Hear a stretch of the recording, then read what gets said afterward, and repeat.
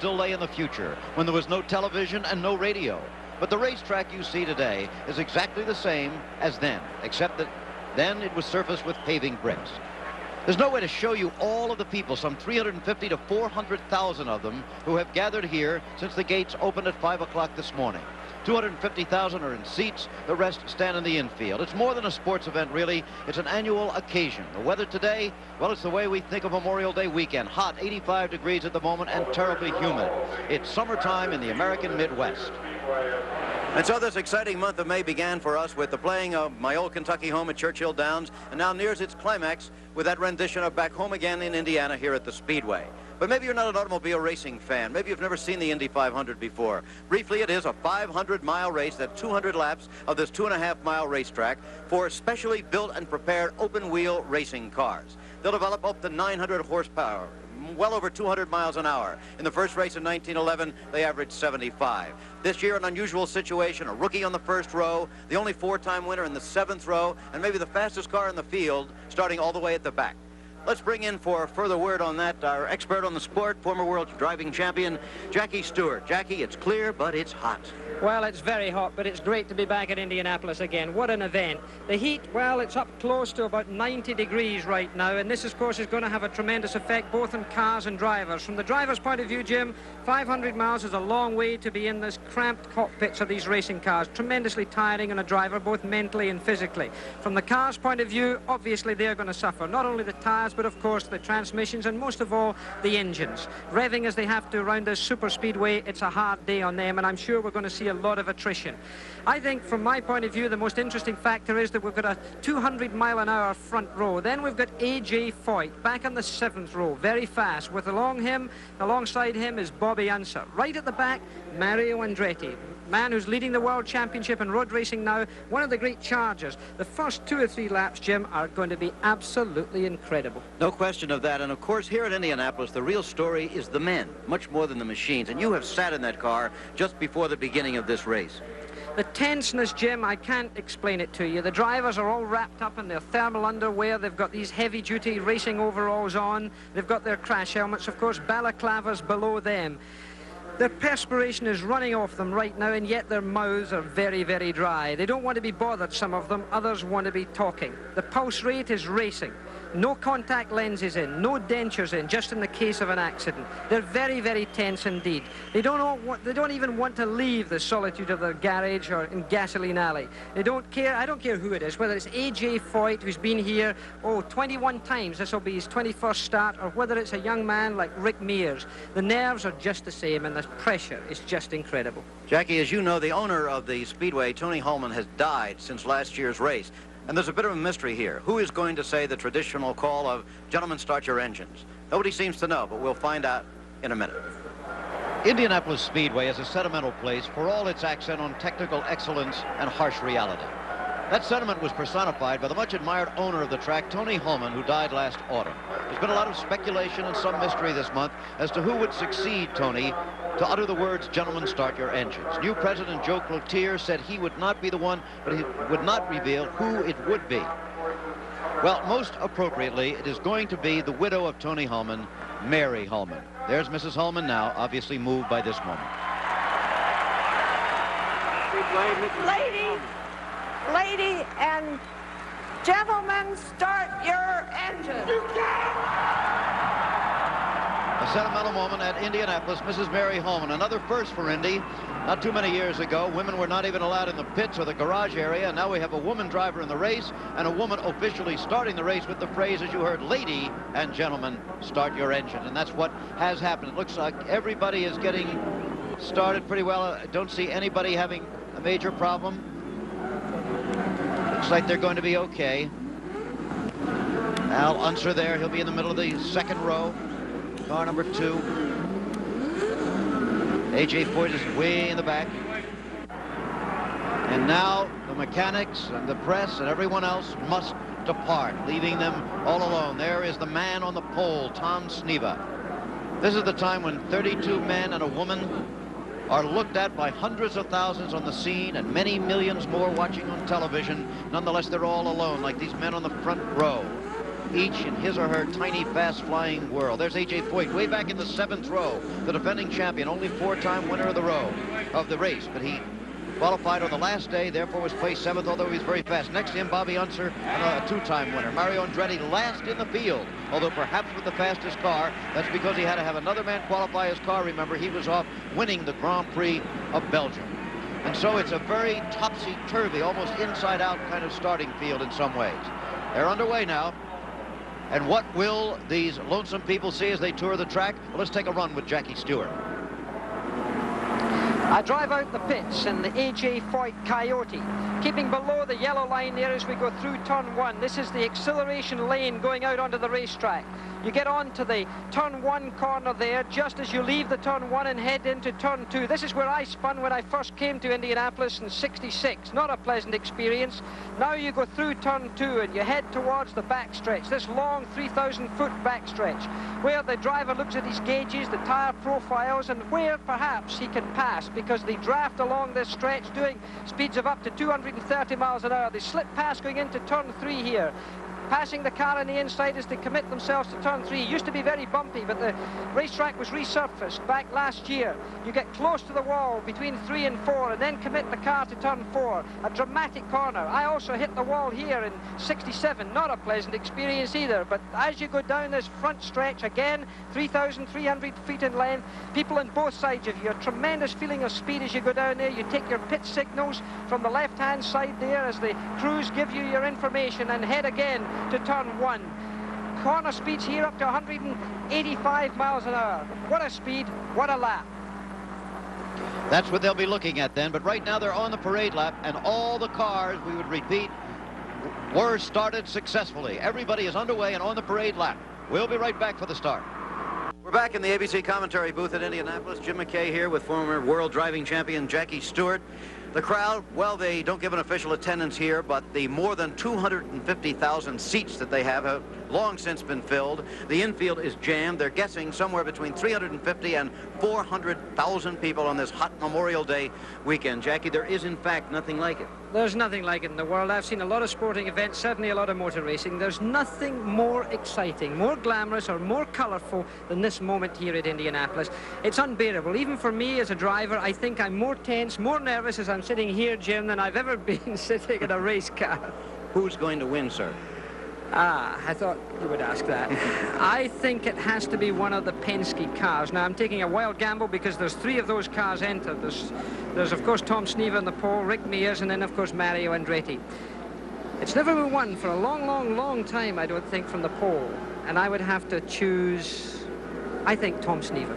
I'll take the man just in back of him, Johnny Rutherford. How about that? Not a bad bet. We're very close to the start now, and in fact, the cars are on the parade lap. There they are. There were a couple of pace cars out in front originally, and one of them was young Tony George, the grandson and namesake, the late Tony Hulman, and his daughter Mary was with him too. Now you've met the cars on the first 2 rows. Let's check row number 3 on the inside. Car number 6 will be Wally Dallenbach. In the middle, in the red car number 16, we have Johnny Parsons. There you see it in the middle of the racetrack. And the blue car on the outside, number 80, is Larry Dixon. Row number 4 on the inside, number 17, is Dick Simon. He's tried everything from parachuting to ski jumping to this. In the middle, the veteran Roger McCluskey, number 11, and on the outside, number 24 is Sheldon Kinzer. In row 5, on the inside, car number 40 is Steve Kriseloff, the teammate of Gordon Johncock. In the middle, rookie Tom Bagley in car number 22, and on the outside, the only woman in the race, car number 51, Janet Guthrie. In row number 6, on the inside, we will have number 19, Spike Gelhausen. In the middle, John Mailer in car number 39, and on the outside, number 43, Tom Bigelow. In row number 7, a most significant row. On the inside, former 2-time winner Bobby Unser in car number 48, the car prepared by Dan Gurney. They won it as a team before. And there, car number 14 is the remarkable A.J. Foyt after his 5th Indianapolis 500 victory. And on the outside, another excellent driver in car number 8 there. We have Pancho Carter on the comeback trail after a terrible accident last fall in practice. In row number 8, number 77, Salt Wolf. Unfortunately, most remembered for his crash here in 1973. In the middle, A.J. Foyt's backup car, number 84, driven by George Snyder. And on the outside, number 69 is Joe Saldana. In row number 9, number 78 is Mike Mosley, who got a ride only at the last day of qualifying. Number 26, the veteran Jim McElreath. Number 29, Cliff Husel. Row 10, 88, Jerry Carl. 47, Phil Freshy. 35, Larry Rice. They're both rookies. The last row, Gary Bettenhausen had to pull into the pits in car number 98, so he isn't there. In the middle, Jerry Sneeve in number 30, and Mario Andretti in number 7, perhaps the fastest car in the field, starting dead last on the outside of row number 11. They should be getting the green flag because Jim Rathman has pulled the pace car off the track. Starter Pat Badan still does not have the green flag out. Here they come to the starting line, and the green flag is out. They're racing in Indianapolis. And it's Danny Ungaius quickly taking the lead from Tom Sneva. Johnny Rutherford is in third place, and Rick Mears has dropped back. Rick Mears dropped right back, and my goodness, the two lead cars. Danny Ungaius, who's famous for his efforts at the beginning of a race, in car number 25, the black car, there you see him, got quite a jump on the rest of the field. It wasn't the tidiest race start that I've ever seen in Indianapolis, but Ungaius certainly didn't take a second look. He certainly didn't. The 36-year-old Danny Ungaius, remember, in only his second Indianapolis 500, sitting on the middle of the first row, grabbed the lead very authoritatively. Tom Sneva, the pole sitter, is in second position. Johnny Rutherford third, and I don't know what happened to Mears on the start, do you? There is car number 24, Sheldon Kinzer, pulling down low off the racetrack. That's two cars already that have had problems. The attrition rate, as Jackie indicated, should be very high. As they go past here again, of course, it's the black car there, Danny Ungaius, then it's Tom Sneva, then Johnny Rutherford, and after that, Gordon John Cork, a man who everybody expects to do well. But my goodness, leading the Indy 500 is always something to be a great thrill, and that man, Danny Ungaius, has done it. The first lap is a new first lap record, 185.185 miles per hour with a full load of fuel. Tremendous for Ungaius, a tremendously talented man, a very quiet man. And look at the bunch getting up there for third, fourth, fifth, and sixth position. That's Johnny Rutherford leading that pack there. The man still in front, and there's the car of Bettenhausen in the pits, car number 89.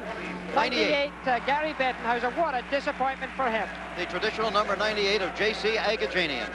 And there's Sheldon Kinzer slowing on the race course, but well down low. He should be out of the way. But the yellow flag is now out at Indianapolis.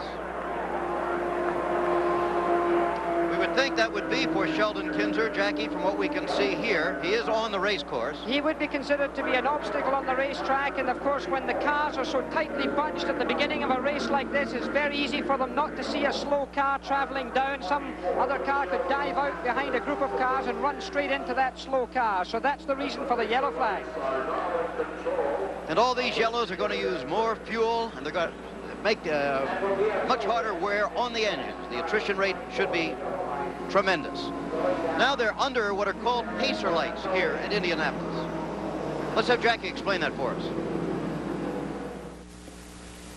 In some forms of racing, such as stock car racing and even Grand Prix racing, when the yellow light or yellow flag is shown, the driver who might have a 30-second lead could lose that lead by the drivers behind him closing up and grouping behind that lead car. Here at Indianapolis, it was considered that this would be unfair. Therefore, something new was introduced a few years ago. They were called pace lights. Let me try and explain what they are. There are 8 of those pacer lights around the racetrack. When the driver passes a pacer light, if, for example, number 2 is up there, he should reach the next pacer light, which is 1,600 feet along the road, and still see number 2. If, for example, he sees number 3 up there, it means that he's going too slowly. If, on the other hand, he sees number 1, it means that he's going too quickly. So it's this way, and only this way, that he knows if he's traveling at the right pace. And this obviously helps him to keep the gap behind the car in front of him to the prescribed distance. The officials here feel that this is the method that they can use to keep these cars going around the track at 80 miles an hour, because that's the figure that they consider to be safe while emergency crews are perhaps working on the racetrack. Remember this, there is no pace car around this racetrack now, and it means that if any driver goes too fast, he will be penalized. Of course, it's extremely difficult to police such a regulation, and this is what the officials have to try to do here at Indianapolis. Well, Jackie, you've explained the pacer lights, but it looks like Tom Sneva has in fact closed up on Ungaius. He certainly seems to have closed up a few yards. He can probably do this and get off with it just for a few laps, but These yards are going to be noted by the officials, and if for any reason they thought he had unreasonably closed up, certainly there could be action. A.J. Foyt has gone from 20th position to 14th on the first 2 laps. He passed 9 cars. Mario has gone from 33rd to 24th. They're moving up.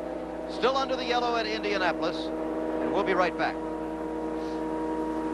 We're back again at the Indianapolis 500. Salt Walther in the pits very early in the race, and that's happened to him before here at Indianapolis on a number of occasions. The 30-year-old race driver from Dayton, Ohio. He's had a lot of bad luck around here. Back out on the race course again, however. We're going to take a look right now at A.J. Foyt on the first lap. Remember, he started way back in the 7th row, and look at him pass car, the orange car, number 14. Bobby Unser right with him in the black and orange. Look at him carving his way through there. It's amazing how he's getting through this traffic. The rest of the drivers obviously feeding their way through there as quietly as possible. AJ taking every opportunity, right straddling the yellow line there. Look at him getting inside of that car as he goes through there out of turn 2 and down the backstretch. Obviously turning the turbo up to try and get himself, and the green light goes out at the same time here, as you can see the green being shown. All right, now remember, what we saw of A.J. Foyt was an isolated replay of A.J. on the first lap in the race. Now we're back to the current standings, and here is Danny Ungaius out in front. Tom Steva very close to him, however, about 100 yards back, and they're going at speeds of about 185 miles an hour. That means they're going the length of a football field every second when they're coming down the home stretch and the back stretch. Coming onto the backstretch down there, of course, they are slipstreaming or drafting, and there you see that car. He's just within the draft, even if it looks quite a long way on the racetrack. Danny Ungaius' car in a small way is breaking the air and allowing Tom Steva to be sucked along just that little bit. There you got some feeling of the speed from that low speed shot. Ungaius and Tom Steve out in front. Just behind them you can see Gordon Johncock, number 20, and he's very closely followed by number 4, Johnny Rutherford, and number 2, Al Unser. Those are the 3 cars in your picture right now. The blue and white, Gordon Johncock.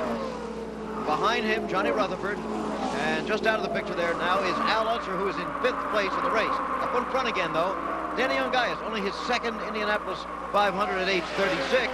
Steve in 2nd place at the moment is in his 5th Indy at age 29. And of course he finished 2nd in last year's Indianapolis 500. Danny Ungaius, one of the chargers, one of the men that at the start of each race has gone out there and done well. And look, Cliff Fussell comes into the pits. What a disappointment for him so early in the race under the green light. And for the country of Canada, Cliff Fussell, the only racer from north of the border in the Indianapolis 500. Again, back to that race for 3rd place. John Cock at the moment in 3rd place, followed by Rutherford and Al Unser. Every one of these a former winner. John Cox won it once, Rutherford's won it twice, and so is Al Unser. Very hot, and of course the car of Gordon John Cox, a 4-cylinder car, the Offie car, of course the other 2 cars being powered by the Cosworth, a British-made engine, and look at them as they go down there. The car number 2 there really tucking himself in behind. Al Unser tucking himself in behind that car of Rutherford's there. Very experienced drivers, not getting themselves out of shape. And here 2 less experienced drivers. Again, Ungaius only in his 2nd 500. And Sneva, who crashed here a couple of years ago, much more experienced now, but still with not the experience of having won the race once, which makes a big difference, doesn't it, Jackie? Oh, the winning barrier is an amazing thing. It's difficult to find the key to open the door of winning, and so many drivers go for so long without finding that key. And there's the car there. That's Sheldon Kinzer, Jackie, number 24, stopped on the racetrack. And he had his arm in the air there, just in case a driver did not see that he was traveling at 0 miles an hour.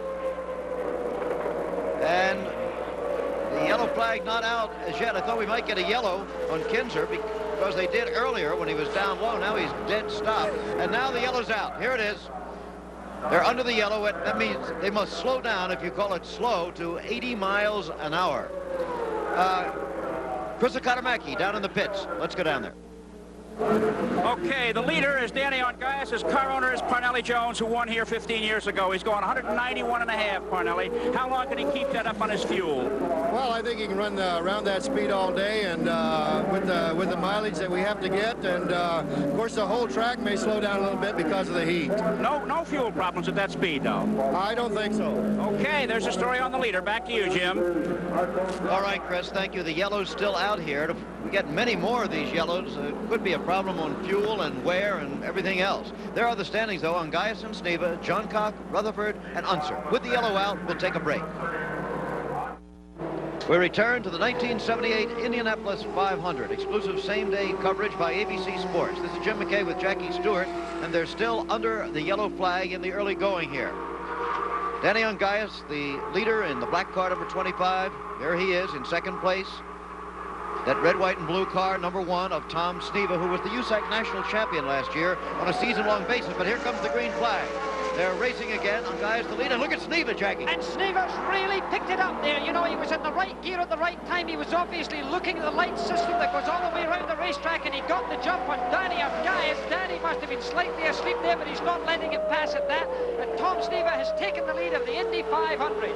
Okay, Ungaius, however, as you see, very close to him. This is really beautiful motor racing right now at speeds of over 185 miles an hour. On the straightaway, remember, it's well over 200. Oh, they're getting up to close to 230 miles an hour there. Danny Ungaius tucked in behind Tom Sneva, a slower car there. That car number 77, Salt Walters, raising his arm to look as if he was raising his fist, in fact, but certainly not to the drivers behind him. I wonder if he sees Tom Sneva behind him there as he goes in. And he doesn't see Tom Sneva because he really shut the door on Tom Sneva going through there. All right, Sneva being slowed down there, and Ungaius moving up right behind him. Ungaius moving down, trying to retake the lead from Tom Sneva, and he's done it. And Danny Ungaius really turned up the turbo there. He really turned up the boost, got a lot more horsepower into that engine, and has taken over the lead once again. And even in those few short yards, look at the gap that he's got there. He's really opened it up. That's Danny Ungaius style racing. We've seen him do that time and again. Tremendously hard, tough, charged racing driver. He really is amazing. What an amazing young man he is. He's very quiet. He hardly says a word, but my goodness, does he drive? He certainly does. Can you charge at Indianapolis for 500 miles, however? That might be a question. Well, I don't know. I think if there's anyone can do it, he is the black horse in the black car. Okay. Moving up on yet another slower car is Danny Ungaius, and that might give Sneva another opportunity. Sneva, whoop, right in behind him. Really had a notion, but didn't do it. They really are carving around there. That's the main straight, that's the back straight at 3,300 feet there. And here you see Salt Walter, who's come into the pit there. Again, yep. Salt Walter in the pits for the second time early in the going of this 1978 Indy 500.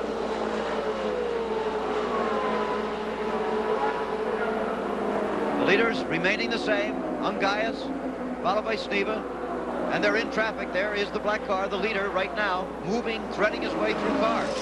This at Indianapolis is a very difficult thing because the traffic, even though it looks slower, is still going very fast indeed. You've got to anticipate the driver in front of you. The driver in front is not always looking at his mirrors, and you must always respect that likelihood, so you can never take the chance of thinking that he knows where you are. Okay, he continues to pass slower cars. Ungaius and Sneva, then Johncock, Rutherford, and Unser, the 3 former winners of the race, still lurking back there, and a long, long way to go. Breathing down the necks of the younger, less experienced driver. Look at here at Gaius, who doesn't really know these super speedways as well as the taskmasters, but still seems to be adapting very, very well indeed. Now there's A.J. Foyt right now with Mario Andretti right behind him. They are 12th and 13th in the standings at this point, having moved well up. Foyt moved up from 20th place, but Andretti moved up from dead last from 33rd place, so he's going faster than AJ. What a gruesome twosome they are, really chargers. Both of them drive very well. Mario Andretti tucking himself in there, setting up AJ Foyt to get him at the end of the straight, I'm sure, and slingshots him through, getting into turn 3 there. Mario Andretti passes AJ Foyt on the track. Okay, remember, we're trying to keep an eye on these cars that started near the back of A.J. Foyt and Bobby Unser, who started in the 7th row, of Mario Andretti, who had to start dead last because he was not here last weekend to qualify his own car. You saw just a small portion of this huge crowd, by the way, then. It's all the way around the racetrack, remember. About 250,000 of them seated, another 100,000 or more standing around. And standing around at the moment, Salt Walter. He is very upset. Well, it's not often that a man gets out of his racing car and gets back in again, so it may be the end of the day for Salt Walter. Okay, we'll keep tabs on that one too. as Danny Ungaius still continues to have no problems.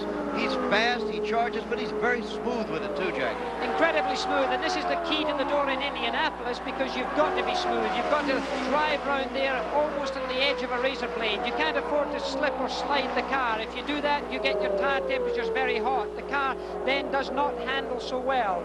You can't afford to scrub any speed off in the corners, so therefore you've got to drive it with great finesse. Oh, Mario Andretti coming into the pits now. He had just passed A.J. Foyt, remember. He looks like he's going to be short. He's way up the road. He's in the wrong pit, and he's got his hands up in disgust at himself. The engine stopped. He stalled his engine. Mario Andretti, what a terrible error. He's passing the point of A.J. Foyt. How in the world could he do that? Oh, it's just a terrible error. He obviously thought it was his pit, and he's being pushed up. This is an enormous amount of time lost. All that great time that he's gained on the racetrack has been lost now down there in the pit lane. Because this is all under the green flag, and the other cars are still lapping 180 to 185 miles an hour. Look at Mario. Looks like he's saying, oh, goodness, his hand on his head. How could he do a thing like that? The man who may well win the 1978 World Grand Prix Formula One Drivers' Championship. One of the great drivers of our time. Former winner of this race in 1969. Born in Italy, raised in Nazareth, Pennsylvania, made his mark in American racing first, but then went back to the land of his birth, to Italy and other countries in Europe and around the world to try to win that world championship. He's still after it, but look at the seconds going by, Jackie. There's something wrong there. They're looking at the back of the car. This is not a scheduled pit stop. Okay, the pit stops all important here. Let's see how they work. Jackie? In the Indy race, a pit stop could win or lose the race for the driver. In this case, Mario Andretti's in the pits, a demonstration with his team. The regulations at Indy state that only 5 men are allowed over the wall to work in the car.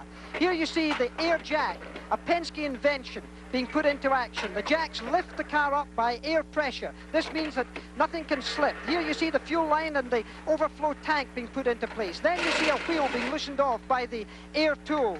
The rear wheel is taken off, put into place by somebody else, and then the air tool put back into position again, and of course the car dropped back onto the racetrack. Here you see in our split screen the rear wheel on the left being taken off by one man, being put on by another. On the front wheel, one man does the entire operation, of course using an air tool in both ends of the car. Then the car is dropped back on again. These jacks you can see working there. The air tool comes out, the jack gets dropped back onto the ground. No damage risk of the car with a manual jack. Then the fuel line and the overflow tank is taken out and the car is pushed away. Tremendously fast work, real synchronized precision at Indianapolis. A 14-second pit stop would be what they would be looking for, and this is really what could be winning or losing the race. Remember this, there'll be about 10 pit stops in Indianapolis. For every second lost on the track, it's almost the length of a football field, a real rush. Of course, that was a demonstration earlier. The pit stop didn't work that way this time, with Andretti stopping way short of his own pit, now having major problems and out of the car. And there is Tom Sneva into the pits. Tom Sneva, he's obviously very concerned. He's got to get out, and look at that, an 11.3 pit stop. Just as we said in the demonstration, 14 is fast, but 11 is very fast. That is much more a normal Roger Penske team pit stop. Chris Economaki, our man in the pits, as you watch Ungaius lead. Chris? What's wrong with it, and can they fix it? Well, he's quiet. He's very disappointed. There's a problem there with it appears to be the fuel. Mario's silent about it all, and I can't say as I blame him. All right, Chris. Mario normally very cooperative. As you say, you can't blame him under these circumstances. Danny Ungaius, the leader in the race, and Sneva, of course, has pitted. That gave Ungaius a chance to go out in front, but he's going to have to pit very soon, obviously. He obviously will be concerning himself with that. They're still running under the green light, so therefore he's getting as much space on the racetrack as he possibly can. Danny Ungaius being informed by hopefully his radio and of course the pit signals that he gets as what's going on with the rest of the pattern in the race. And look at that, he's raising his hand, he's coming into the pits. He raises his bright orange glove as he comes off of turn 4, so that no car behind is going to be mixed up with him going that little bit slower. He's coming down the pit lane very quickly indeed, Jeff. He certainly is, as he does at all times. We might make the point too, Jackie, that you can't just go as fast as you want all the way here, because you are only allowed so much fuel for the entire day. And if you go too fast, you have too much boost, you use it up, and you won't have any. Look, Spike Gelhausen up against the wall. Car number 19 against the wall. Look at the right front wheel just about torn off the car. Spike getting out. Of course, you can't see an alcohol fire, but he's taking his time. Looks like there's no fire. You wouldn't see it if there was, but by his actions. Well, he's got out the racing car. He's obviously all right. There's no damage to Spike Geldhausen. But look at this. Danny Ungais is still in the pits. This is a very long pit stop for Danny Ungais. Much longer than anticipated, but remember, he's under the yellow. Look at this replay again. The car runs along the wall. He's very lucky that that front wheel there against the wall has not come back and probably hit him. This can often happen at Indianapolis. He's a very lucky man. The wheel stayed on. The car did not in any way risk getting itself up in two wheels or turn over. No damage to the car or the driver in the serious sense, but the car is certainly badly damaged. Oh, but look at this. Tom Sneva has taken the lead. Ungais came in under the green before the yellow came out. Again, we return to the Indy 500 of 1978. We're still under the yellow light here. There's Tom Sneva leading the race. Just behind him, Danny Ungais, who is in second place. Then it's John Cox, Mears, and Unser. Let's go down to Chris Economaki again. Mario Andretti is back on the track after a 7-minute pit stop to replace what they call the black box. It's part of the transistorized ignition system. One thing about transistorized ignition, the extreme heat does affect it, and this may have been the reason this particular part failed on the car. It's very hot. He may have a very fast race car for the rest of the race. He may have more trouble. One fortuitous circumstance did take place, though. The yellow flag came out, and he only lost 7 laps. All right, Chris, you can see, I believe, by the beads of perspiration on Chris's brow that it's mighty hot down there. The temperature just 85 degrees, but extremely humid. Now, there's Rick Myers into the pits. He just took off his neck brace deal there. And the car's on fire in the back. There's the fire in the wing there. They're pushing the car away. The engine stalled. Rick Mears has been pushed back on. The collar that they were fitting to Rick Mears must have come undone, because when he came into the pits, he took it off and gave it to his pit crew. They did something to it, fitted it back into his neck again, and he was able to get back on the racetrack under those yellows. As you can see, the yellow with Pat Padan holding it is still on the racetrack. All right, the yellow's still up, but we have information, Jackie, that Steve Krislov took the lead there a moment ago under the yellow. However, for taking the lead, for having violated just now, USAC tells us, having violated the pacer light rule, which you explained a while ago, Krislov has been penalized 1 lap. Instead of leading the race, he's been pushed way back, a full lap behind the leaders. Well, there was some speculation, Jim, whether they would be able to police this correctly, but it looks like we've had a green. Yes, and look at this, Ungais right behind Steve. It looked like he was going to try to pass him, but now he drops in behind him. Tom Sneva, the leader still. Well, last time, of course, Tom Sneva got the jump on Danny Ungais, so Ungais was trying to get his own back. But it just shows here the USAC officials are right on top of the job, because that yellow light situation, they've actually policed it, and that's a fairly stiff penalty, a 1-lap penalty to Krislov. Extremely close, dangerous but masterful racing right now between two of the top race drivers in the world, Danny Ungais and Tom Sneva. Sneva, the pride of the great Northwest. Ungais, born in Hawaii, more recently living in Costa Mesa, California. Oh, look at this. Ungais down low. And he really is charging by. He's got it. He's taken it from Tom Sneva. What an enormous surge of power these cars have when they turn that boost up. It's a remarkable performance. It just kicks you in the back, and that car really goes. And Ungais seems to be more liberal with his boost pressure and giving himself more horsepower.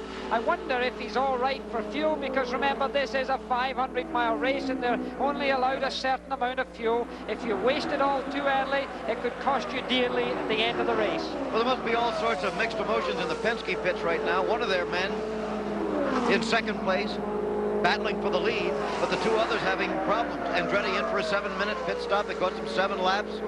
Rick Mears in, having an engine on fire, seems to have other problems, but one man still competitive. Well, Roger Penske is a masterful organizer of men and of cars and the machines, and of course he does a great job. I think the fact that he's got 3 cars in this race is of course a very difficult thing to handle, but there's Steve Krislov there. He's back in 8th position, which must be very disappointing for him, because he's been docked 1 lap because of that penalty. Okay, a tough break for Steve Krislov of New Jersey. Let's go down to Bill Fleming. He's with Salt Walther in their pits. Salt, you had problems right from the beginning today. What happened? I've always taken all the excuses, and I've said our team goofed. And I've always covered up for a chief mechanic, but if anyone gets it this year, it's Tommy Smith. I ran 198 in this car in practice, and I ran 197 getting ready to qualify. And Tommy changed the entire throttle system last night, the night before a race, and only an idiot would do that. Either he goes, or I'm going with another team. Right off the bat, the throttle started wide open going into one. I had to stand on the brakes. He puts new brakes in the car, and going down for the first lap, you just don't do it. It's the best team I've ever had. We selected them. They've done a great job. Tommy should have been let go, and I'm not making any excuses, and I'm not griping. We're going to stay here. Dane Walton special is going to go out. At the end of the race, we're going to be there. So I'm not quitting. We're going to be there. You're not going to fire him yet, then? Huh? You're not going to fire him yet after the race. No, Tommy's not working on the car anymore. It's not a such thing as firing. I've begged the man. I've put up with him since 1972. He won't listen. You don't make changes the night before a race. You just don't do it. I talked to 6 top drivers that do not do it, but he does. An absolutely incensed Salt Walther, and we understand Tommy Smith has left the pit, although they're still working on the car, and is picking up his gear in Gasoline Alley and is going to leave the racetrack. Well, Salt Walther's certainly an angry man. If he had his throttle stick open going into turn 1 and he locked his brakes up, that's no comfortable sensation. But look at Danny Ungaius trying to get past that other car there. The other car certainly did not know that, and it's Roger McCluskey, who's a very experienced driver in car number 11 there, but he was really chopping off Danny there, obviously not aware of Danny's presence, but there, of course, on the main straight where there's a lot more road to spare, Ungaius gets through and gets past. Okay, so Danny Ungaius is still the leader in the race. Tom Sneva is second. I'm still quite surprised at the statement of Salt Walther. I've never heard a man so publicly irate during a race. And now we've got a yellow again. We've got a yellow. No, there's no crash, no spin. They say there is some sort of debris on the track. Well, let's go now to a native Hoosier, a man who really knows Indianapolis, my ABC colleague, Chris Schenkel. Chris is in ABC Scoring Central. Let's get a report from him now. Okay, Chris. Well, there is a searing heat here in the month of May at Indianapolis, but no one's as hot as Salt Walther. What a battle between Ungaius and Sneva, the 2 men to qualify the fastest. Form is holding true, but there are 6 cars now out of the race, and let's take a look at their names and the reason that they're out. Cliff Husel, the 29-year-old Canadian, is out because of an oil-on malfunction. First one out in the 4th lap. Sheldon Kenzer, 35-year-old native of Bloomington, Indiana, oil pressure problems. Jerry Sneaver, brother of the pole sitter, rear-end failure on the 18th lap. And Phil Threshy, at 25, is the youngest rookie in the field of 5 rookies. And he did complete 18 laps before he had an oil pressure malfunction. So you see, it's not because of the heat.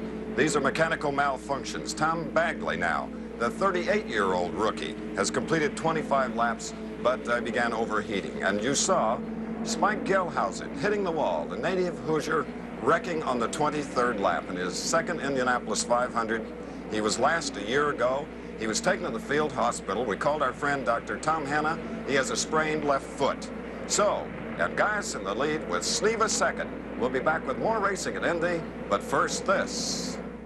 We return to ABC Sports' exclusive same-day coverage of the 1978 Indianapolis 500. There's A.J. Foyt in car number 14. He's been lapped by the race leader, Danny Ungaius, and although he moved up very quickly on the first lap we saw, there's Ungaius ahead of him right now in the black car number 25. And there is, that's the scoring table in the pit of Ungaius, I believe. Right.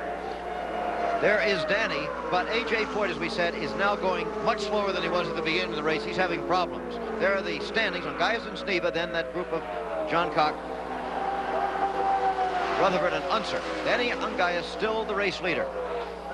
He's still as smooth as ever. He's still getting around this speedway, threading the needle, because that's what it amounts to there. He has to be so clean, so smooth, so precise. And this is what Ungaius, I think, has surprised so many people by doing, because they thought he was one of those rushing heroes who would get the car sideways, who would do quite well in the shorter, slower tracks, but not so well in these super speedways. There he gets a plus 3 seconds on the second man. That gives him some indication. He normally works with a radio, but generally they also work with a pit board to try and keep as much peace and quiet in the cockpit of the driver as possible, to try and avoid distraction of any kind. But he has stretched that lead to 3 seconds now over second place Tom Sneva. Moving up now on Johnny Rutherford. Now, there is Sneva going past A.J. Boyd. So A.J. being passed by the first two cars. He's a lap down. That means that he's being passed and lapped by Tom Sneva. It's not a normal thing to see A.J. Foyt being lapped on any racetrack. I don't think we can expect to see a great deal from him today because obviously his car is not performing as well as it normally does. You know, let me ask you a layman's question. Danny Unguy's experience to a great extent, look at him drive, going past Johnny Rutherford now, a former two-time winner of the race, was in drag racing where they go a quarter of a mile straight ahead. Can you really learn that much? Well, wait, I'm going to ask you that again in a minute because we have to go down to Chris Economaki in the pits now with Parnelli Jones. Okay, here's Parnelli Jones again. What's the trouble with Danny's radio and how serious is it? Well, it just isn't working right at the moment, or it doesn't seem to. We are not be able to get any communication, so we'll just have to go back to the backup setup, which is the board. Now, what's that going to do to his ability to run and be competitive, fuel and all that, use of the boost? Well, that's no problem. We can give him them kind of readings on the board, but the biggest problem is if he's having a particular hard time with the chassis or something out there and he wants to change a tire during the pit stops, it would be difficult for him to tell us. On the last stop, Parnelli, you didn't change tires. Everyone else did. Why was that? We changed on the first one, and that's one of the reasons we had such a long pit stop on the first stop. We changed one, and they didn't get it on the pins, and they had to jack it back up and put it on the pins. Making up for lost ground, huh? Well, we were having a little trouble with the chassis, so we changed them in the first pit stop, and that's one of the reasons that we didn't have to change the second time. Okay, what's he say about how the car's running now? Well, we think it's running well. I mean, we're leading, and we're getting the mileage, so that's what counts. Okay, even with the radio not working, Parnelli Jones is smiling in Danny Unguy's pit. Okay, Parnelli Jones, former winner of the Indianapolis 500, now team manager for Unguyas. What I asked you, Jackie, was, can you learn anything about racing when you're drag racing, which is just straight ahead for a quarter of a mile? Well, you don't have to go around many corners, but of course you've got to be very delicate with the steering. And of course, what we're seeing at Indianapolis is a great deal of delicacy. I think Danny Unguyas' basic talent of driving a racing car was in the seat of his pants right from the beginning, whether it was drag racing, motorcycling, or this kind of racing. Obviously, the man has a gift that God has given him. And my goodness, he's using it to good effect. He certainly is at these tremendous speeds here at Indianapolis. Remember the cars going faster again this year in qualifying. Of course, we've had a couple of yellows, so the race speed, the average speed is down now because the race is under the yellow count there also. And of course, they're only going 80 miles an hour at that point. Danny Unguyas, still the leader. Danny, number one, ABC2. Okay, let's go to Chris Economaki about fuel. Again, one of the more interesting stories on pit road is the fuel situation. The sanctioning United States Auto Club has allocated 285 gallons to each entrant, 40 in the car and 245 in the pit side fuel tank when the race gets underway. But with turbochargers on these cars, they can pump many gallons more through the engine unless they conserve. Each driver has a boost control knob in his cockpit that controls turbocharger pressure and thereby engine horsepower. He has to use it rather sparingly to get the 500 miles in. Now then, if there is too much fuel used in the latter stage of the race, he's going to have to turn his knob way down. But on the other hand, if he's conservative, at the end of the race, he can turn that knob and get maybe even 1,000 horsepower out of his engine. Then there's the case of the yellow flags. The yellow flags slow down the race, build up a fuel reserve. This gives the driver a chance to turn that knob up a little bit more and be, as they say, more racy. It makes for an interesting competition. Between the many pit stops, the fuel is measured on this incremental gauge here, and the crews use handheld calculators to figure out just how much fuel is left. They then tell their driver on the two-way radio how much boost he can have and how racy he can be. A very interesting explanation, videotaped earlier by Chris Economaki on the fuel situation here. So it's a combination of brave men and deep science going on here. Well, they're certainly working with science nowadays in motor racing. There's Danny Unguyas, who you saw from his pit signal there, had been lapping at 188 miles an hour and was plus 4 seconds in the lead. This information very vital to him now because, as Parnelli Jones pointed out, his two-way radio system is not working, and this could be very detrimental to Danny Unguyas. So now his pit signals are of major importance. Just a few years ago, that's the only way you got the information here or anywhere else. But the radios, as you said, have become extremely important in the Indianapolis 500. There's still a long way to go. Unguyas the leader, Sneva second, and then John Cock. We'll be back for more of our coverage. Again, we return to the Indianapolis 500. Jim McKay here with Jackie Stewart in our commentary booth, and there are the standings. Danny Ungaius, Tom Sneva, Al Unser in third now, Gordon Johncock, and Bobby Unser. So the two Unsers have moved into the top 5. There's the race leader in the black car, number 25 of the Interscope Racing Team. Organized by Ted Field. The team manager, however, is Parnelli Jones. You've seen a former winner of the Indianapolis 500. Danny Ungaius getting round there, and of course this very, very hot day indeed. It's having its toll mechanically. It's also having its toll in tires. We heard one or two of the teams complaining that the car was beginning to handle not too well. They came in and put fresh tires on, and this is of course not an abnormal thing. You see Tom Sneva there, the car number 1, the USAC champion at the present time. Ungaius really smooth, and of course the same could be said of Sneva. But moving right behind Sneva is Al Unser, not behind him, moving now right ahead of him. And Al Unser had lurked back there in 5th place. He got up to 3rd and now has moved into 2nd place. Into the pits, Gordon Johncock. Remember, he had been 3rd. This is the team led by George Bignotti. A little close-up of Gordy Johncock, former winner of the race. That was in the terrible year of 1973 when it took 3 rain-marred, tragedy-marred days to complete the race. Good pit stop. 12.8 is a very good pit stop indeed, and you see the traffic jam coming in and out of the pits there now. The car's rushing down this wide pit lane here. You can see the mechanics waving to the drivers. Car number 2, Al Unser. The car now run by Jim Hall of Chaparral, the tall Texan, a very quiet, unassuming man. You see Al Unser there, a man of great experience, twice an Indy winner. He's pointing down at the rear tire to have that checked. And look at that, an 11.1 second pit stop. What a terrific time. A new crew to Indy this year. Wonderful. All of the leaders coming in for pit stops under the green. And under the green is where every 10th of a second actually counts. There is Ungaius still out on the racetrack, the leader in the race. He probably will have to be coming in. Of course, he might hope for a yellow right about now. That would be a big break for him. It's an amazing thing for Ungaius because he seems to have been turning the boost up more than anyone else, and yet he's still out on the racetrack longer than anyone else. So maybe they've got some sort of secret with regards to their fuel consumption. And there you have it. 1 lap, pit 1. And that means that Danny Ungaius has got 1 more lap to go around this 2.5-mile speedway to come into the pits and be refueled. Incidentally, you can literally see the humidity here on some of our shots. If you see how it shimmers, it's extremely humid, 85 degrees, but it feels much hotter. Now Tom Sneva, who had led the race, then was 2nd, now was 3rd before the pit stop started, is into the pits. He had to be pushed back a little bit there because he's got to be exactly in the right place to take on the fuel, because that fuel line is not too long. They're not changing any rubber on the car. It's a long pit stop, in fact, for no rubber. It's 13.8 seconds, so therefore he's lost a little bit on Al Unser, of course, and there. And here comes Ungaius into the pits. Danny Ungaius coming into the pits very fast indeed. Look how he's catching that other car in. Okay, Ungaius takes a quick left turn into his pit. He really goes fast as long as he can. There he is. Danny Ungaius in car number 25. That looks pretty good so far. They ought to be getting, oh, he's gesturing for something. The car's pushing, the car's understeering, he's saying. The car's going straight on in the corners instead of turning round. Let's meet this young man up close and personal. I was born in Hawaii. I enjoyed it very much.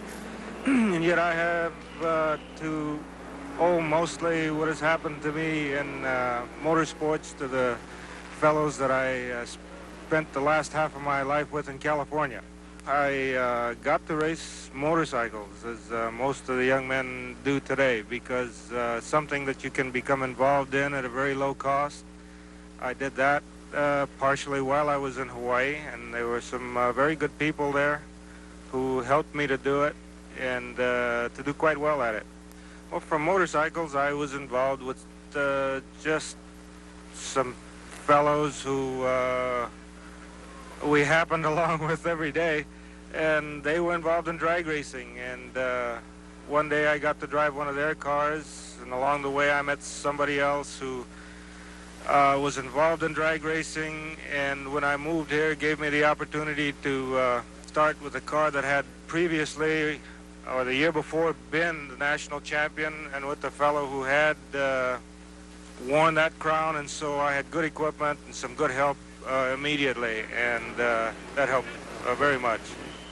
Danny was asked what interests he has other than racing. What, we asked him, does he do with his spare time? Well, I do about the same thing that anybody would do every day. I enjoy swimming. I have enjoyed building model airplanes. I like riding motorcycles. Just generally getting off and doing something different. Danny Ungaius, a self-effacing race driver. Right now, however, he has been eclipsed by Al Unser because that slow pit stop cost Danny Ungaius the lead. Al Unser, who had been fifth not many laps ago, has now taken the lead in the Indianapolis 500. This car, number 25, is now second. There's Bobby Unser into the pits. Now, he moved into fourth place while the others were making their pit stops, but he will probably drop back to fifth as he makes his own pit stop under the green. It was a good one, though. Bobby Unser driving for the team led by Dan Gurney, who himself as a driver finished second place here. There's Janet Guthrie, by the way, the only woman ever to drive at Indianapolis. Last year she had very bad luck, but this year she is currently, as you saw, running ninth in the race. A very admirable showing by Janet Guthrie to this point. And there she is, in and out again. She's not making the lightning fast pit stops of some of those other teams, but her idea is simply that she threw away a little plastic bottle that she was having a drink out of. That's all that was. So, look who's in the lead, Al Unser. He's won this race twice before, back-to-back victories in 1970 and 71. He used to drive for Parnelli Jones's team until this year. Now he's taken the lead from Ungaius, who now drives for Parnelli Jones. The race up to this point was a race between Ungaius and Tom Sneva, but suddenly it is Unser, followed by Ungaius and Sneva, and Bobby Unser and John Cock. A lot more to come. Stay with us. Coasting on the race course into the pits is A.J. Foyt. It looks like this will not be the day for A.J. He's furious. I don't know whether it's with himself, his pit crew, or his car, or a combination of all three. But there he is coming in. He's running at the moment 8th in the race, which is just one place ahead of Janet Guthrie. He would not, I'm sure, like to finish behind the lady at Indianapolis. He looks as if he's run out of fuel, Jim. As he came in there was water poured over A.J. He seemed a little surprised by that, but it looked like he had maybe run out of fuel and therefore was coasting in that little bit in towards the pit lane. It certainly has cost him time. Okay, A.J. Foyt at the moment, though, the center of attention, as he is when anything happens to him here. A very long pit stop for the man from Houston, Texas. He's won the race 4 times, very furious. He cares so much. A.J. back after that long pit stop, however, is lagging this year. It doesn't look like he's going to win it. Al Unser is the leader in the 1978 Indianapolis 500. He's won it twice before, driving for a brand new race team, remember, organized by Jim Hall of Texas, who was a sports car driver himself in the 60s. He and Phil Hill used to drive the Chaparral cars. Jim Hall invented the wing. It was a movable wing at that time, but it led to the wings on all these race cars today that enable them to stick to the racing surface at these speeds of over 200 miles an hour. An amazing man, Jim Hall. Texas has been very successful. I drove for Jim Hall on one occasion. I also drove for another Texan right here, John Meekum, and he was successful. He won Indianapolis, and my goodness, here we see another one leading the race. And of course, A.J. Foyt comes from that small state. There is Janet Guthrie, by the way, still running up in the top 10 of the race, still behind A.J. Foyt, but not too far behind him. Unser and Ungaius, John Cox, Sneva, and Unser. Bobby Unser. Those are the standings.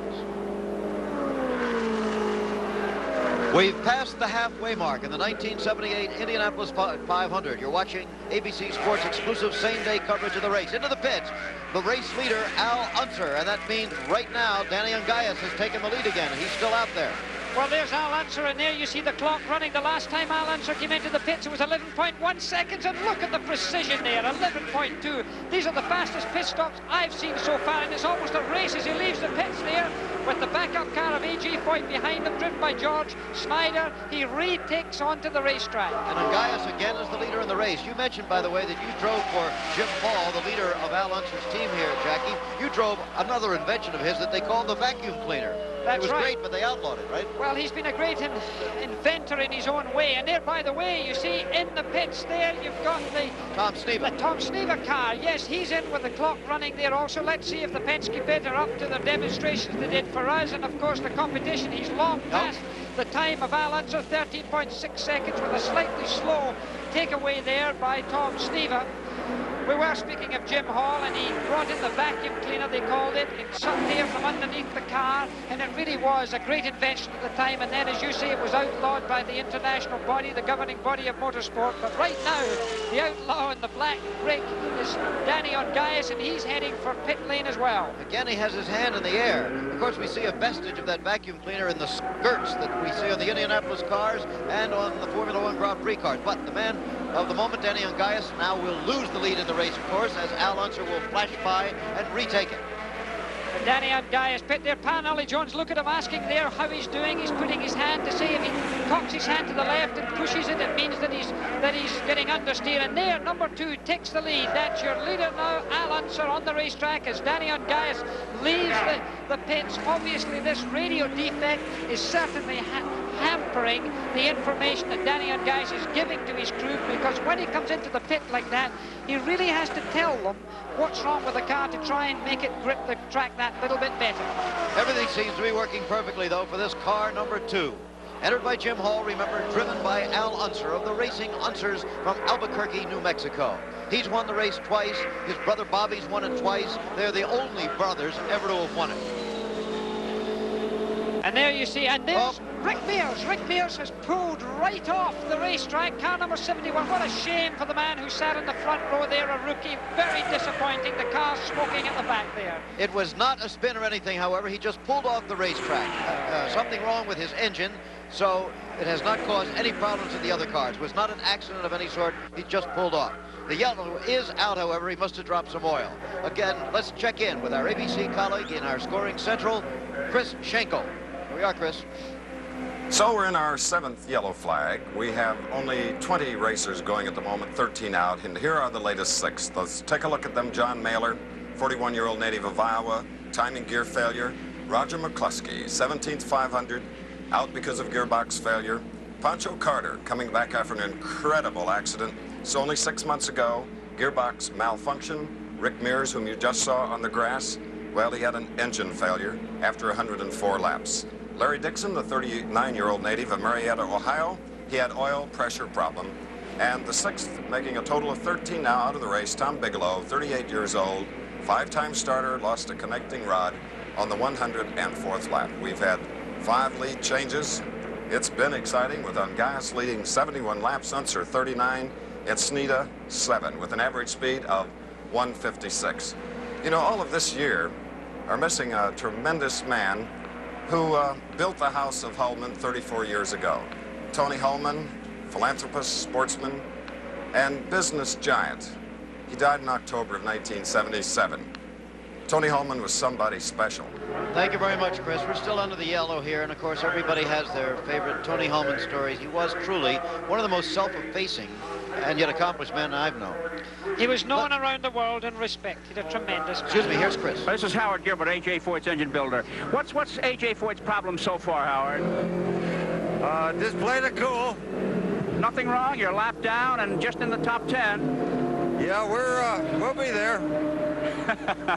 Okay, a typical Foyt pit interview. They won't admit to any problems. On the scoreboard, A.J. Foyt is shown in 9th position, 1 lap down, just past the halfway mark, but confidence in the pits. Back to you, Jim. All right, we're still under the yellow in the Indianapolis 500. The leader of the race is Al Unser in car number 2. There is number 20, Gordon Johncock, still in competition in 3rd place. So we're going to take a break while we're under the yellow and return for more coverage. There is the race leader, Al Unser, in traffic at the moment in the Indianapolis 500.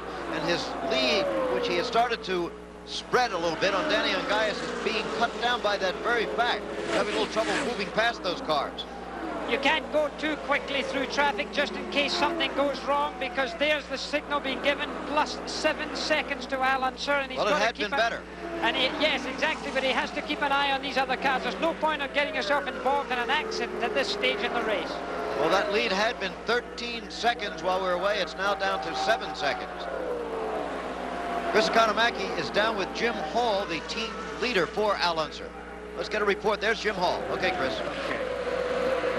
Hey, what a way to break into IndyCar racing, Jimmy. How's Al's fuel mileage? Everything's looking good right now, Chris. We make into the race running like we're going, so it looks good. Now, Guyas probably's got some in reserve to turn up that boost later on. How about you guys? Well, we'll see if we can run with him. Okay, Jim Hall, Al Unser's car owner, confident it's in his first Indianapolis 500 effort with two-time winner Al Unser. Back to you, Jim. Okay, Jim Hall, the leader of the Chaparral team, and there is their driver, Al Unser, the leader in the race. The Chaparral, by the way, is what they call a road runner, that little animal that scoots across the desert. You know about that, Jackie. Oh, I don't know about the deserts, but I know something of the cars because it's a Lola that he's driving, and it was a Lola that I came to Indianapolis with way back in 66 and 67, and I was driving for a Texan, John Beacom, at that time, and here you have another Texan with another Lola, and my goodness, is he leading the race too. So Danny Guyas has got a lot in his plate, and that's the car you see, car number 25, the black car there, and there you see the man there, car number 2 in the silver helmet, red, white, and blue, driving the Lola of Jim Hall. But you know, Guyas is closing that gap. He's beginning to move on in on him. It's about 5.3 seconds right now. Look at Guyas still moving up. They're going out of the picture was Unser. They're the black car. Guyas. Well, Guyas can see him, of course, and right now this is a good break for Guyas. He's behind a slower car there as he goes into turn 2. Now you watch him as he comes out of turn 2. He'll gain on the slower car. He'll get the benefit of the draft on the long front stretch there. There he comes out of the slipstream or draft. He gets that slingshot, and now he's got no car between he and Al Unser. The car just slipping out the screen. Minus 2 seconds only. 2 seconds, that's 2 lengths of a football field, but right now he's not even that much behind him because of the good break that he got there in lapping another car. So Al Unser certainly will see him in his mirror now, and that's no real comfort to Al Unser.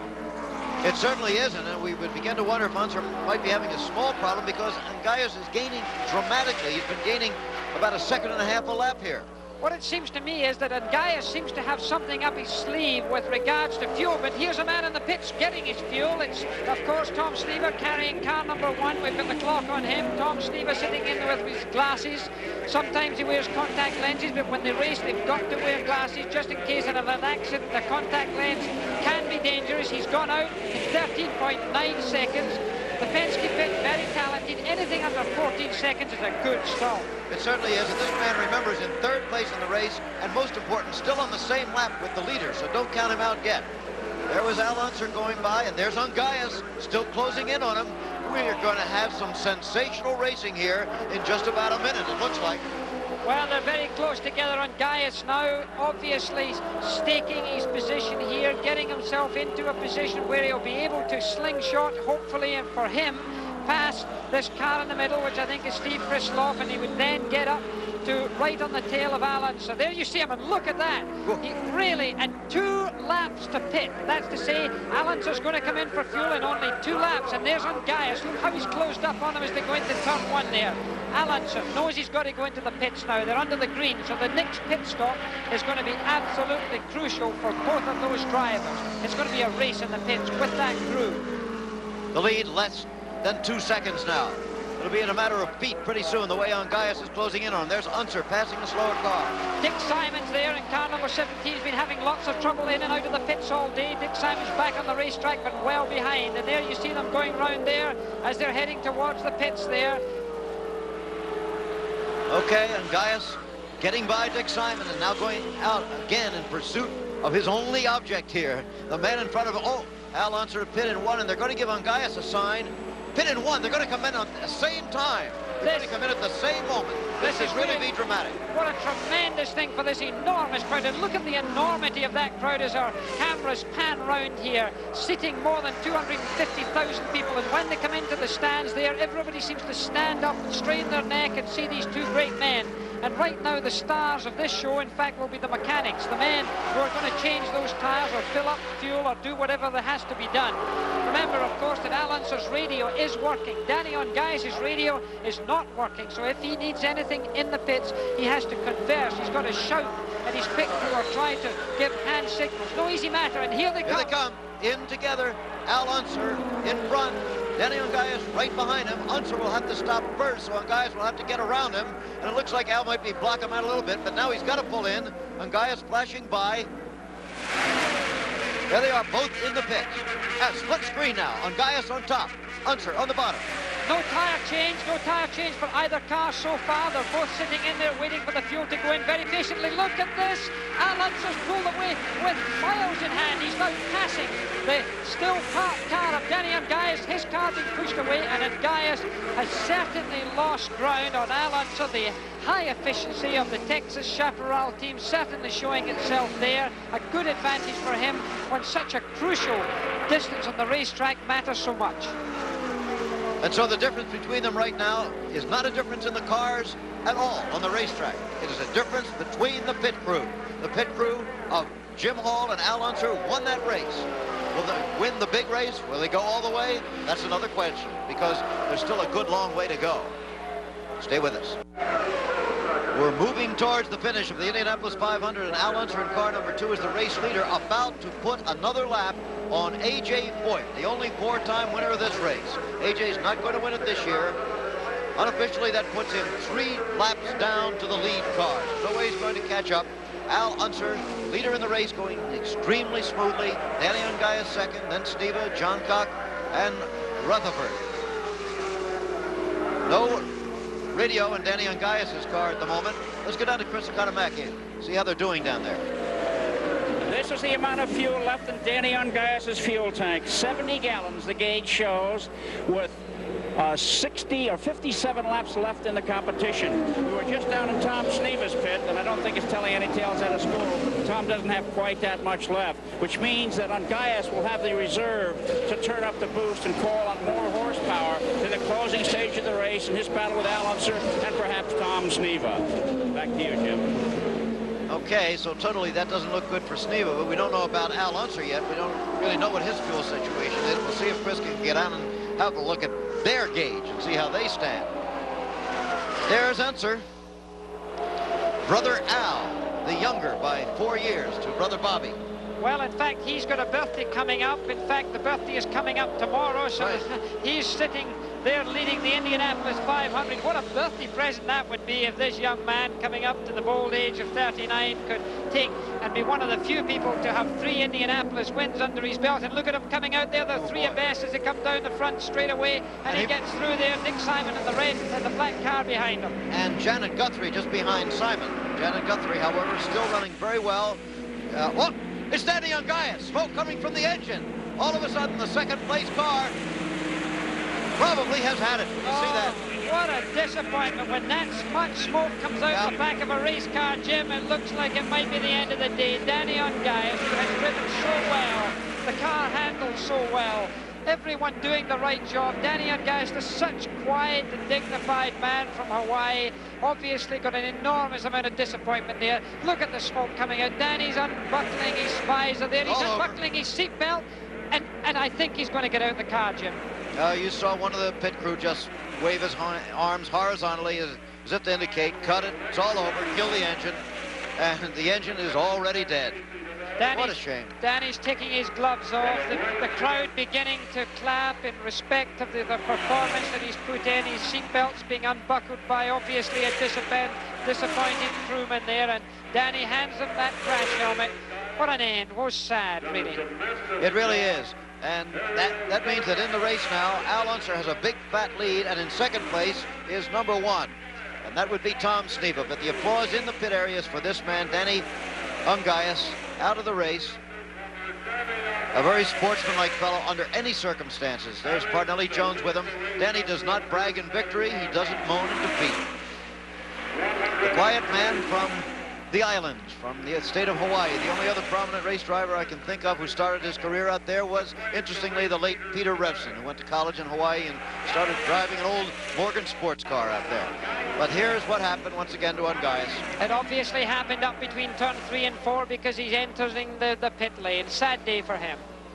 Okay, Chris Economaki is down there. I don't know whether Danny will want to talk on this occasion or not. Chris?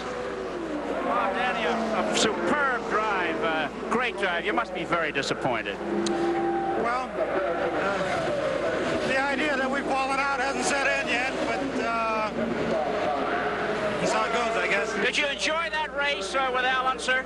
Well, it was going to begin to tighten up toward the end. It was very nice. Okay, what went wrong with the car? I have no idea. Were you going to catch Al? I think it's good, Al.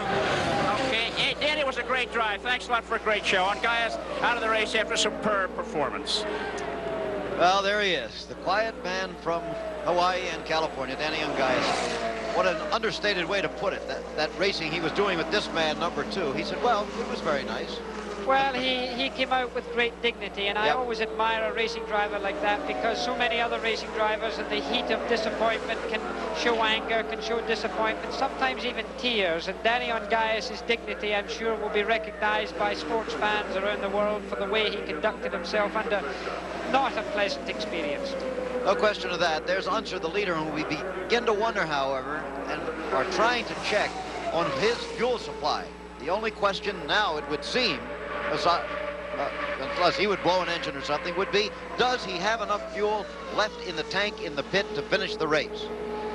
Well, that's a big question under any circumstances. They're very secret, the Hall people. You know, they never let anybody see the race cars, their technical improvements or anything else, but certainly they're doing a good job so far, and I'm sure their calculations were pretty accurate, knowing Jim Hall.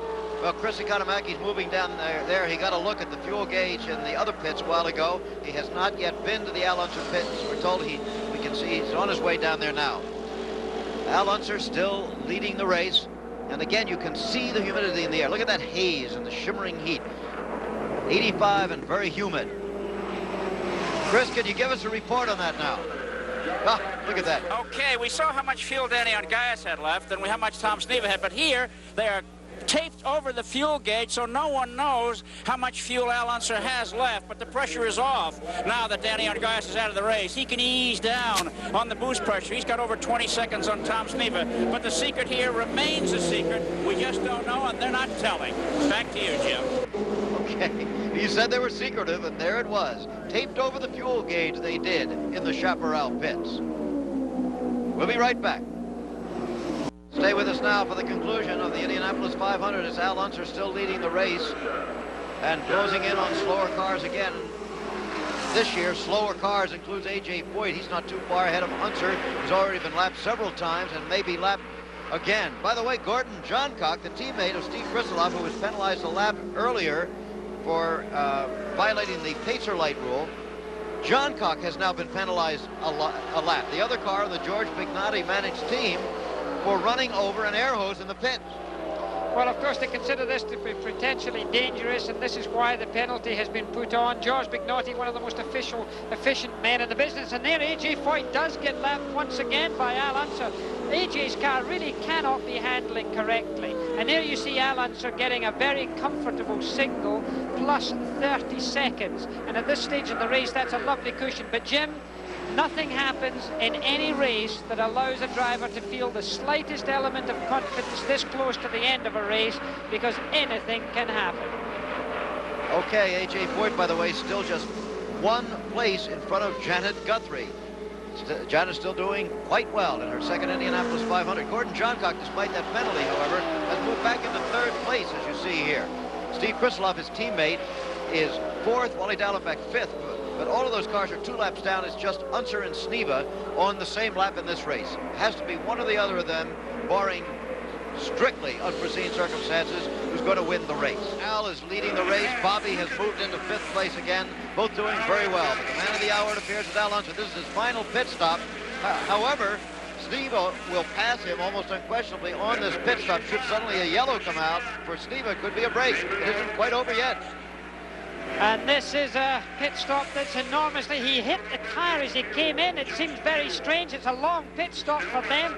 I'm afraid he could have done some damage here because it's 17.3 seconds. That is long for him.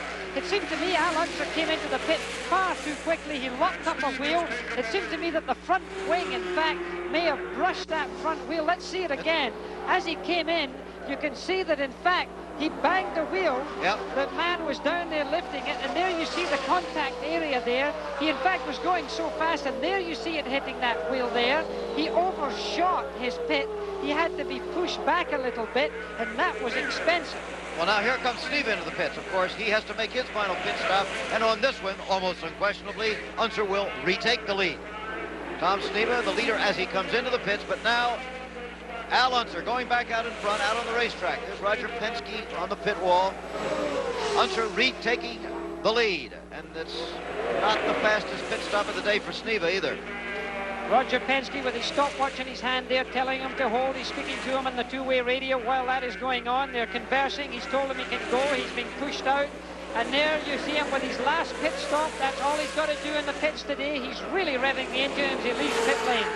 Well, the net result of those two pit stops is that Al Unser has lengthened his lead now over Tom Sneva.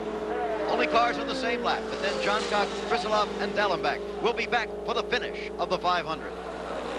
Al Unser with a 14-second lead has just about 3 laps to go in the 1978 Indianapolis 500.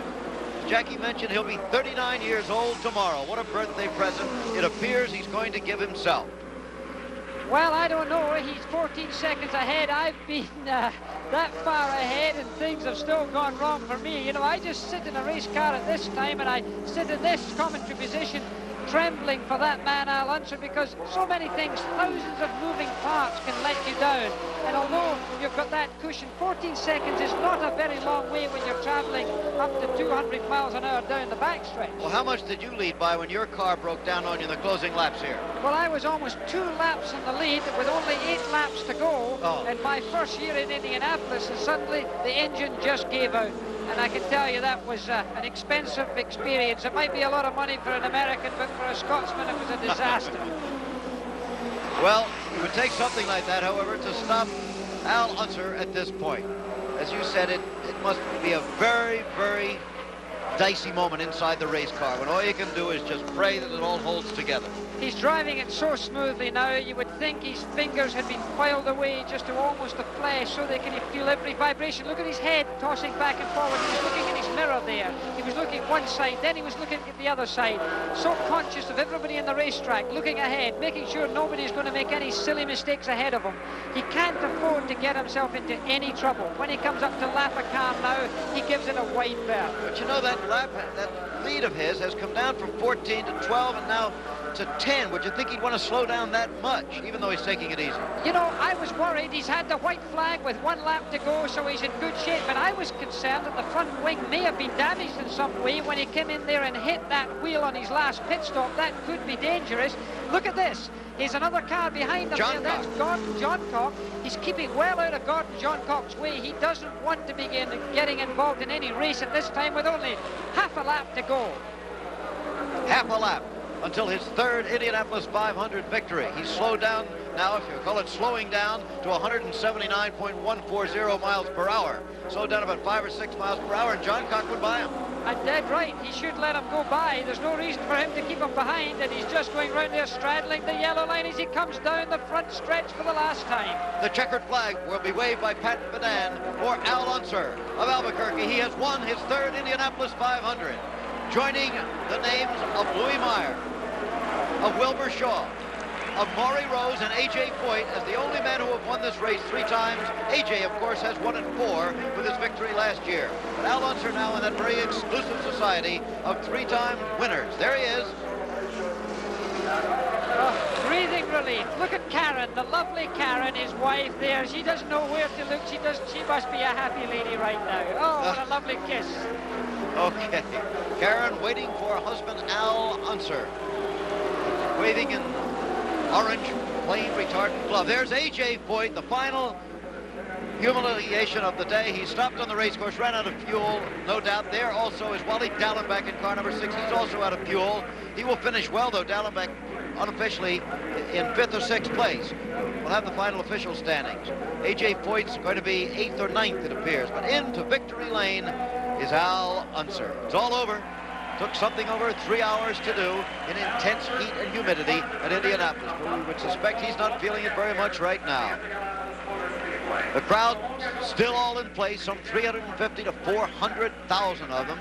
America's largest one-day sporting crowd. There's his wife, Karen, on the left side of the picture. Off comes the balaclava. What a happy couple they are right now. What a wonderful feeling.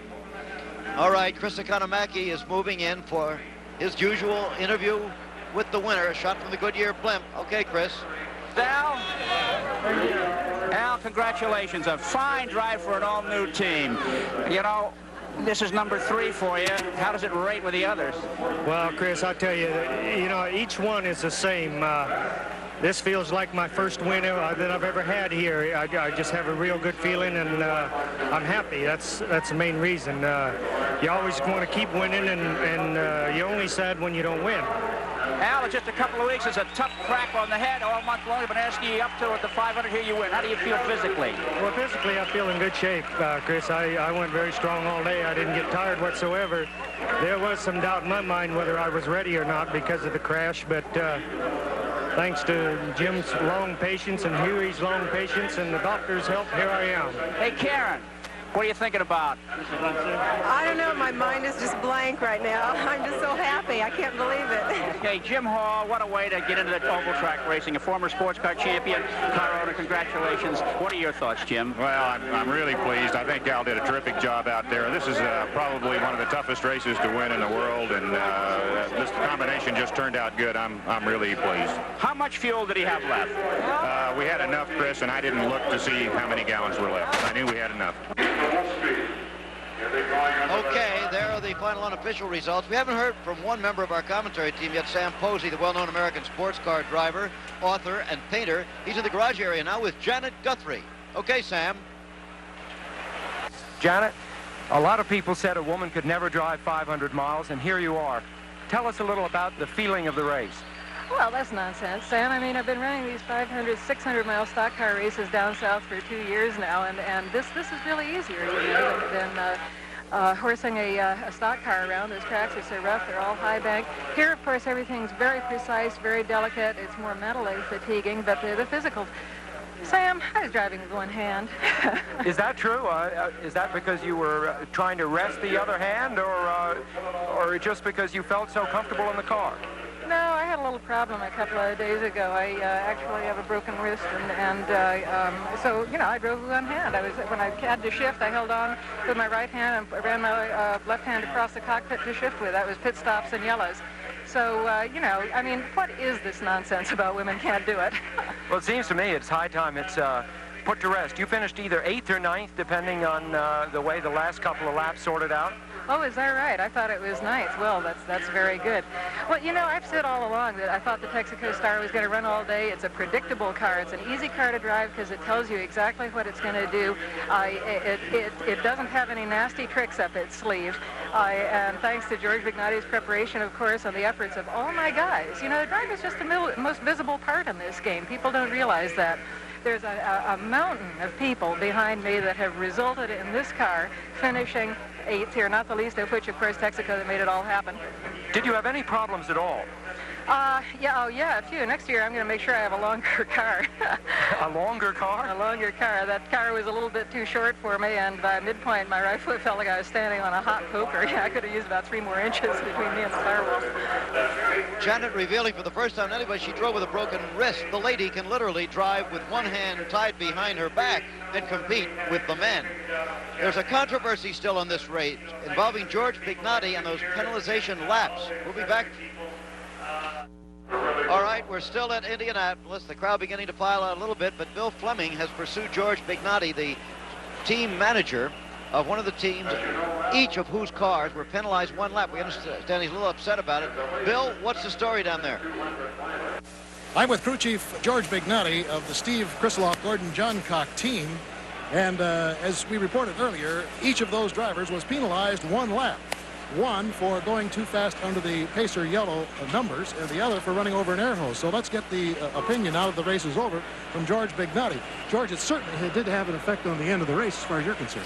Well, I guess so. I don't know if we could have beat Al. He was running real fast, but whenever you penalized a race, you know, a lap, that's almost 50 seconds, and I think that it was an unjust ruling. I don't know where they came up with that, but we didn't really run over the hose. Al Unser ran over his hose and hit a tire, and they didn't penalize him.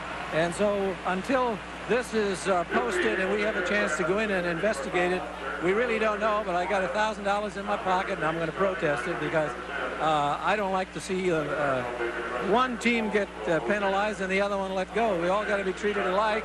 And so I'm very happy that my 3 cars, I should say 2, our cars, and Janet Guthrie's finished. And that's pretty good when you get 3 of them in a race and run 500 miles and they finish. So it's a big tribute to Louis Meyer, my engine man. And so I'm pretty happy about that. So we'll have to go to USAC and find out just what the heck's going on.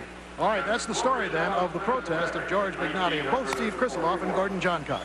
Now, he said Al Unser ran over his air hose. Let's see if he did or not. Well, there you see slow motion of the car coming in there. The air hose is that black line in front of the car. It looks like he's going to run over that air hose. Wait a minute now. Here he comes. And he doesn't run over it, in fact, because that air hose goes right round the front of the car. They then push the car back. So, in fact, as our slow motion shot shows there, he didn't really run over that air hose because you can see it there. Okay, now let's get a final report from Scoring Central from our colleague, Chris Schenkel. Here we go. And so 15 were running at the end compared to 11 1 year ago. And it was a great race by the 3-time winner, Al Unser. And you know, the 33-year tradition of the Indianapolis Motor Speedway was beautifully continued today by hundreds of Speedway personnel. But in particular, the elegant lady, chairman of the board, Mary Fendrick Holman, and to President Joe Cloutier, who was always at Tony's side, did a great job behind, and he came to the front this year, and he did a super job, and we congratulate them, and ABC is very proud to be a part of this class event. As we're very proud now to give you the unofficial rundown of the 33 drivers, 32 brave men and 1 brave woman. Only 2 drivers went the total of 200 laps. So we have Al Unser, the winner, of course. He went 200 laps, as did Tom Sneva. Gordon Johncock was 3rd, Steve Krisloff 4th, Wally Dallenbach 5th, Bobby Unser 6th, A.J. Foyt was 7th, and Janet Guthrie moved up 8th by passing George Snyder on the 200th lap as he was suffering from heat exhaustion. And 9th was George Snyder, Johnny Parson 10th, Larry Rice 11th, Murray Andretti 12th, 13th Johnny Rutherford, and then Jerry Carl, so on down the line. Danny Angas completed 145 laps, finishing 18. So you can look down at the finishers. There they are, all 33 of them. The first to go out and race the fewest laps was Kruth Huckel. He went only 4. We also have to congratulate Chief Steward Tom Benford and the president of USAC, Dick King, because this was a very, very clean race. And to the safety patrol, hundreds of thousands of fans here, we have to pat them on the back because there were only 12 arrests, imagine that, and there were only 15 that were hospitalized. And I would say that today, the 62nd Indianapolis 500, it was a marvelous race, a beautiful day, and we hope you enjoyed our coverage.